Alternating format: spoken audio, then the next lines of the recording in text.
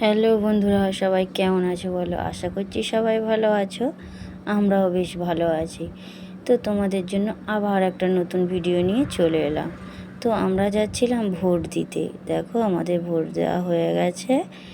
এই যে দেখো আমরা দুজন, আমাদের দু লোকের ভোট দেওয়া হয়ে গেছে। ভোট দেওয়ার পরে আমরা ঘরে চলে এসেছি। ওখানে কোনো মোবাইল অ্যালাউ করেনি। তো আমরা আর ভিডিও করিনি, আমাদের গ্রামের ভিতরে স্কুল তো, তাই আর কোনো ভিডিও ওখানে করিনি। তাই বাড়িতে এসে দেখো তোমাদেরকে দেখাচ্ছি আমাদের ভোট দেওয়া হয়ে গেছে। তো ভোট দেওয়ার পরে চলে এসে বাড়িতে রান্নার জোগাড় করছি। তো রান্না কি হবে, বর গেছিলো বাজারে আজকে, ও মাছ পায়নি, তাই একেবারে কাটা মাংস নিয়ে চলে এসেছে। তাই এই যে মাংসটা ভালো করে পরিষ্কার করে বেছে নিয়ে নেওয়া হয়ে গেছে, আর ভালোভাবে ধুয়ে নেব। তো সকালবেলার কাজবাজ মোটামুটি হয়েছে। আর ভোটের দিতে গিয়ে ওখানে লাইন পড়েছিল, মোটামুটি লাইন পড়েছিল, তা ওখানে অনেকটা লেট হয়েছে। তো অনেকটা বেলাও হয়ে গেছিলো। এইগুলো এবার একটু ভালো করে বেছে উছে পরিষ্কার করে ধুতে একটু সময় লাগে। মাংস কেটে আনলে কী হবে, ছোট ছোট না লোম থাকে, সেই লোমগুলো ভালো করে পরিষ্কার করতে হয়। না হলে যেন রান্নার পর কেমন ছোটো একটা থেকে গেলেও যেন বাজে লাগে দেখতে। তাই আমি ভালো করে বেছে দুবার তিনবার ভালো করে জল দিয়ে ধুয়ে নিয়ে পরিষ্কার করে নিলাম। পরিষ্কার করে নিয়ে আর এই যে চুবড়ির মধ্যে জল ঝরতে দিয়ে দিয়েছি। দিয়ে আমি এবার ভালো করে হাত ধুয়ে নিয়ে যে এবার এই যে উঠে যাচ্ছি, দেখো এই যে ঢেকে দিলাম। এরপরে আগের দিন রাত্রিবেলা একটু বৃষ্টি, একটু না ভালোই মতো বৃষ্টি হয়েছিল, তা এই পিছন দিয়ে জলের ঝাপটা ঢোকে, মানে জোরে বৃষ্টি হলে ঝাপটা ঢোকে। তাই মা রাতেই প্লাস্টিকটা পিছনটা ফেলে দিয়েছে, দিলে প্লাস্টিকটা দিয়ে দিলে আর কি বৃষ্টি মানে জলটা আর ভিতরে ঢোকে না। তা আমি প্লাস্টিকটা ভালো করে মুড়ে মানে মুড়ে নিয়ে আর এই যে গ্রিলের মধ্যে গুঁজে, মানে যেটাকে বলে গুঁজে রেখে দিলাম।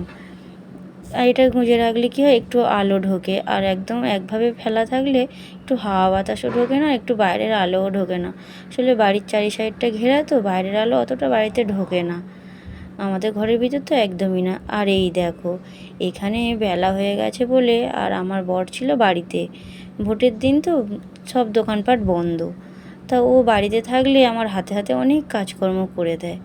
তো এই যে বসে বসে রান্নার জোগাড় করছে, আমি আমার মতো একটু ছোটোখাটো কাজগুলো সারছিলাম, আর ও বসে বসে রান্নার জোগাড় করছে। আর ওই পিছন দিকে আমার ছেলে আর দেওর, ওরা দুই কাকা ভাইপো আর কি ফেলেও মারছিল, খেলা করছিল।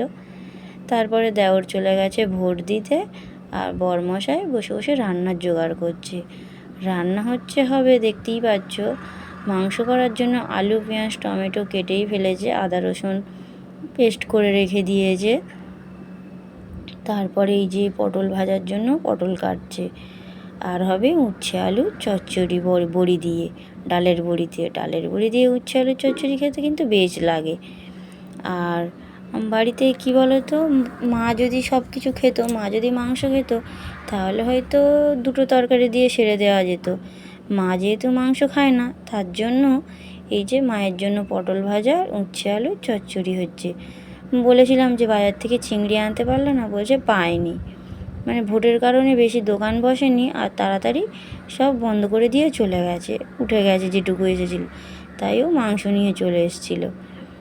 এই যে বাড়িতে থাকলে কি আর বসে থাকবে, খুব হেল্প করে জানো। বিয়ের পর নতুন নতুন সমস্ত কাজকর্ম প্রায় হাতে হাতে করে দিত, তখন বেশিরভাগ সময় একটু বাড়িতে থাকতো।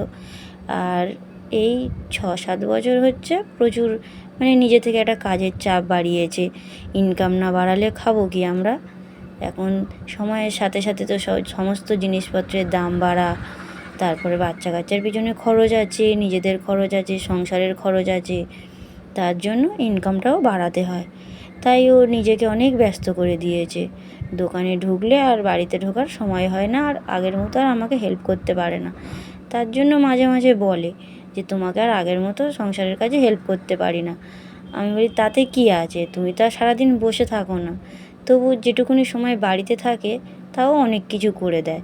সন্ধ্যাবেলা যেমন তাড়াতাড়ি বাড়ি এলে রান্না করে, আমি জোগাড় করে দিই, ও রান্না করে, অনেক হেল্প করে দেয়, অনেক, মানে এমন বর পাওয়া ভাগ্যের বিষয়।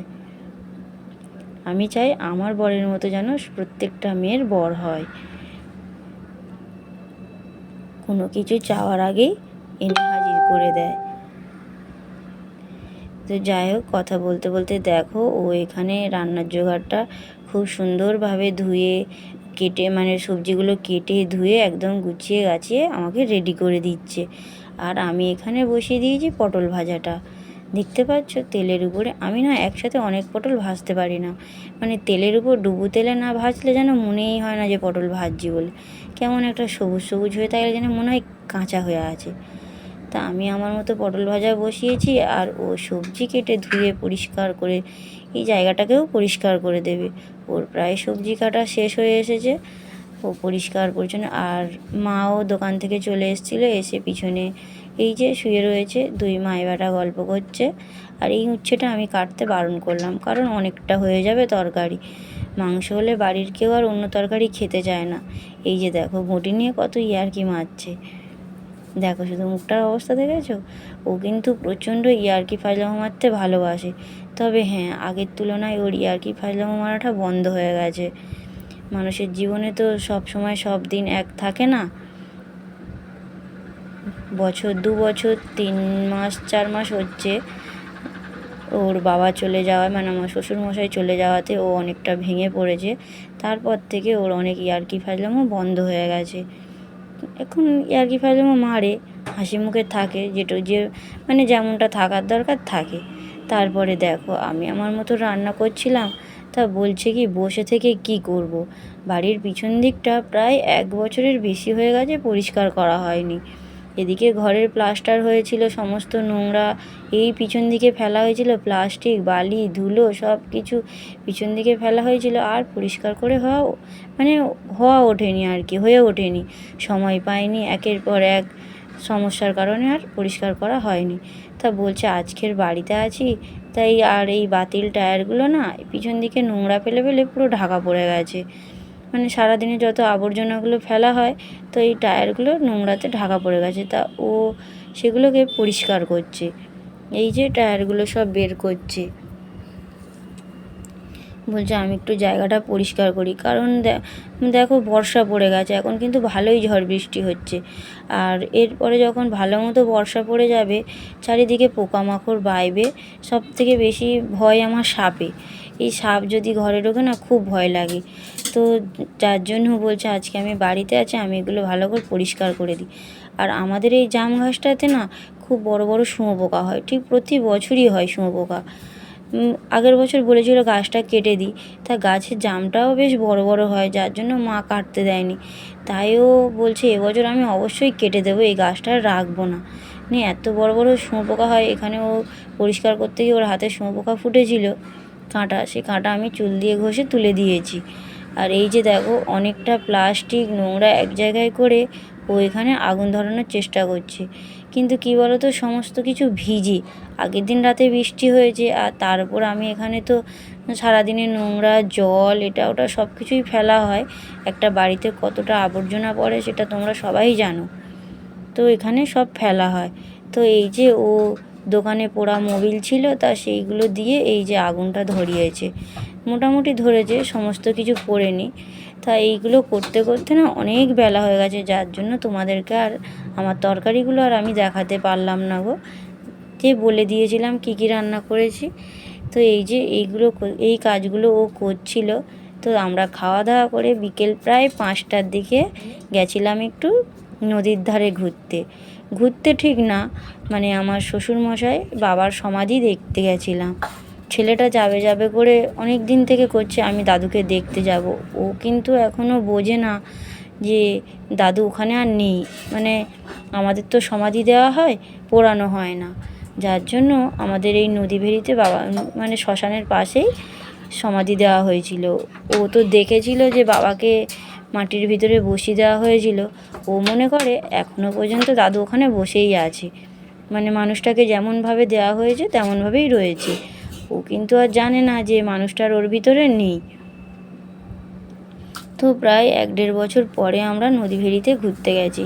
আর এই যে এই সাইডগুলো দেখতে পাচ্ছ, এগুলো কিন্তু ঝড় বৃষ্টি হওয়ার আগেই নদী মানে নদী বাঁধ ভেঙে নদীতে ঢুকে গেছে, অনেকটাই ভেঙে ঢুকে গেছে। এই যে রাস্তাটা ছিল অনেকটা চওড়া, সরু হয়ে গেছে। এই যে দেখো, এই হচ্ছে আমাদের বাসন্তী নদী।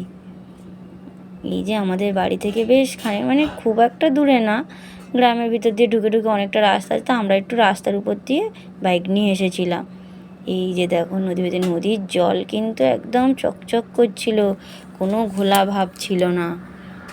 তাই সেই নিয়ে বলা কওয়া করছিলাম। আর প্রচণ্ড হাওয়া হচ্ছিল, বাড়ির ভিতরে তো খুব গরম, বাড়ির ভিতরে বাইরের হাওয়া ঢোকে না, চারি সাইডটা তো ঘেরা, যার জন্য দেখো কত সুন্দর লাগছে নদীটা। তো বেশ ভালো লাগছিল, সারাদিনের সব ক্লান্তিবোধ একটুখানি সময়ের জন্য দূর হয়েছিল। এই যে আমরা 3 জন মিলে গেছিলাম ঘুরতে। এই যে ছেলে দেখো কত রং ঢং করছে, আর চারি সাইডটা ছিল বাবলা কাঁটায় ভর্তি, কাঁটা ফুটলেই কিন্তু একদম বিচ্ছিরি ব্যাপার হয়ে যাবে। সেটা আমি আমার ছেলেকে বলছিলাম, আর বললাম যে দেখে শুনে আয়। রাস্তা, এই যে নদী ভেড়ির রাস্তা খুব কিন্তু এখান দিয়ে অনেক লোক যাওয়া আসা করে, মানে যাদের বাড়ি নদী ভেড়িতে। তাই আমি ভাবছিলাম যখন বৃষ্টি হয় প্রচণ্ড তো ধরো কাদা হয়ে থাকে, কিভাবে লোক যাওয়া আসা করে। আর চারি সাইডটা শুধু কাঁটা গাছে ভরা, 2 সাইডেই বাবলা গাছ ভর্তি। এই যে আমরা হাঁটতে হাঁটতে একটু এপার ওপার করে ঘোরাঘুরি করলাম। আর এই যে দেখো, এই নদী ভেড়ির ভিতরে কতগুলো ছাগল চড়ছে। আমরা ওইদিকে একটু গেলাম, এবার একটু গেলাম, এদিক সেদিক করে বেশ কিছুক্ষণ ছিলাম।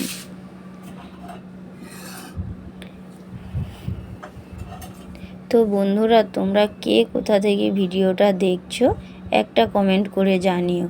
আর হ্যাঁ, ভিডিওটা যদি ভালো লেগে থাকে একটা লাইক তো পেতেই পারি, সাথে কিন্তু সাবস্ক্রাইব করতে ভুলবে না। আর যদি তোমরা ফেসবুক থেকে দেখো তাহলে কিন্তু অবশ্যই ফলো করে দিও। তোমাদের এই ফলো আর সাবস্ক্রাইব মানে তোমাদের সাপোর্টে আমাদের এগিয়ে যেতে বেশ ভালো লাগবে, বা ইচ্ছেও হবে মনের মধ্যে যে আমরা এগিয়ে যাই। দেখেছো চারি সাইডটা শুদ্ধ বন জঙ্গল, আর এদিকে নদী। এই যে আমরা হাঁটতে হাঁটতে যাচ্ছি একটু অন্য সাইডে, মানে এদিক ওদিক করে একটু ঘুরছিলাম আর কি, অনেক দিন পরে গেছিলাম তো বেশ ভালো লাগছিল। এবার আমাদের বাড়ি ফেরার পালা। তো আমরা বাড়ি ফেরার জন্য প্রস্তুতি নিচ্ছি। তো ছেলে বলছিল যে না আর একটু থাকবো। তো চারি সাইডটা গাছপালা ভর্তি, তো দেখতে খুব সুন্দর লাগছিল।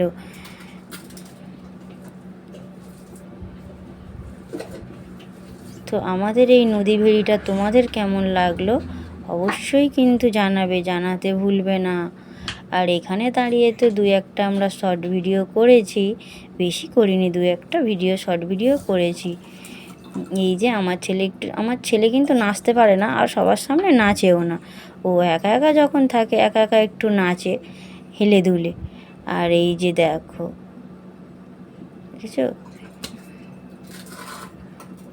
ও বলছিল আর একটু থাকবো। তা প্রায় সন্ধ্যা হয়ে এসেছিল, আর ওদিকে আজান পড়ে গেছিলো মসজিদ থেকে, সন্ধ্যা হয়ে যাচ্ছিল শনিবার। আর আমার ছেলের তো বাইরে বেরোলে একটু হাওয়া বাতাস লাগাটা বন্ধ হয় না, বড় হয়ে গেলে কি হবে, হাওয়া বাতাস কিন্তু বেশ ভালোই লাগে। তো যার জন্য আমারও একটু ভয় ভয় করছিল, যদি এক্ষুনি হাওয়া বাতাস লাগে তখন বাড়ি থেকে মা আর এসে বলবে যে যাওয়ার কি দরকার ছিল, শনিবার শ্মশানের উপর দিয়ে যাওয়ার কি দরকার ছিল, অন্য একদিন যেতে পারতে। তো সেই ভয়ে ভয়ে আর বেশিক্ষণ কাটালাম না, যেই একটু সন্ধ্যার মুখ দেখলাম সাথে সাথে বাড়ি ফেরার মানে বললাম বরকে যে চলো বাড়ি চলে যাই, চলো আর থাকতে হবে না। আর যেতেও অনেকটা লেট হয়ে গেছিলো, কারণ খাওয়া দাওয়া করে শুয়েছিলাম তো একটু ঘুমিয়ে পড়েছিলাম।